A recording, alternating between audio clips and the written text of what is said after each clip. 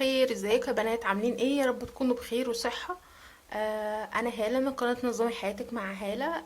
النهاردة زي ما انتوا شايفين كده دي حيطة متوسخة. هوريكم طريقتي في تصبين الحيطة.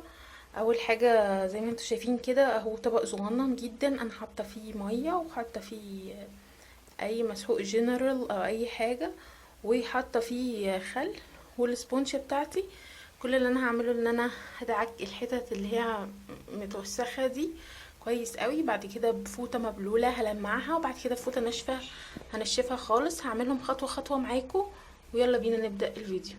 زي ما انتوا شايفين اهو انا باخد هنا السبونج بتاعتي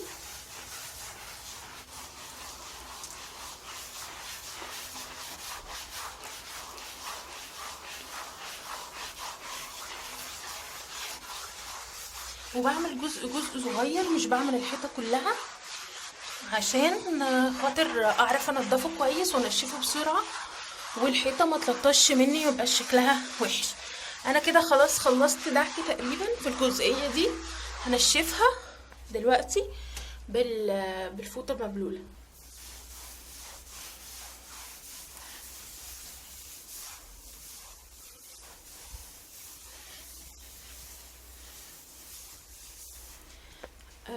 بصوا اهي كده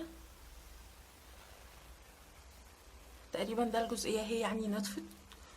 هكمل بقيه الحيطه واوريها لكم كلها على بعضها في الاخر. اجيب بقى فوطه تانية يبقى فيها شويه ميه وهلمع بيها، وبجيب فوطه مبلوله في الاخر انشف بيها الحيطه بمنتهى السهوله، وبتبقى الحيطه زي الفل. وبكرر الموضوع ده في الاجزاء اللي انا عايزه انضفها. ممكن اعمل الموضوع ده مثلا في التنظيف الشهري بتاعي. الحيطه مثلا يعني ده الانترو اللي هو الدخله بتاعه الباب بتاعتي.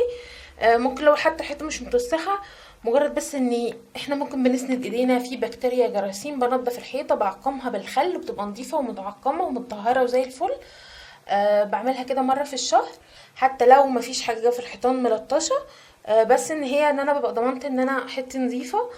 بصوا ادي هي شكلها من بعيد من غير حتى ما اعمل اي حاجه.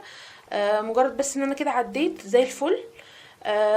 بس وده كان كده فيديو النهارده. يا رب يكون الفيديو عجبكم، فيديو خفيف سريع. اشوفكم في فيديو جاي تاني جديد. اي حاجه عايزينها سيبوها لي تحت في الكومنتات. عايزه منكم لايكات كتير جدا، وعايزه ان شاء الله اي حاجه تبقوا عايزينها انتوا مني تسيبوها لي تحت في الكومنتات وانا هرد عليكم. وبرده ممكن تتواصلوا معايا عن طريق الفيسبوك والجروب بتاعنا بتاع نظامي حياتك مع هالة.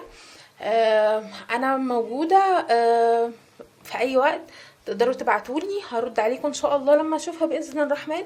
اشوفكم في فيديو جاي تاني جديد، والسلام عليكم.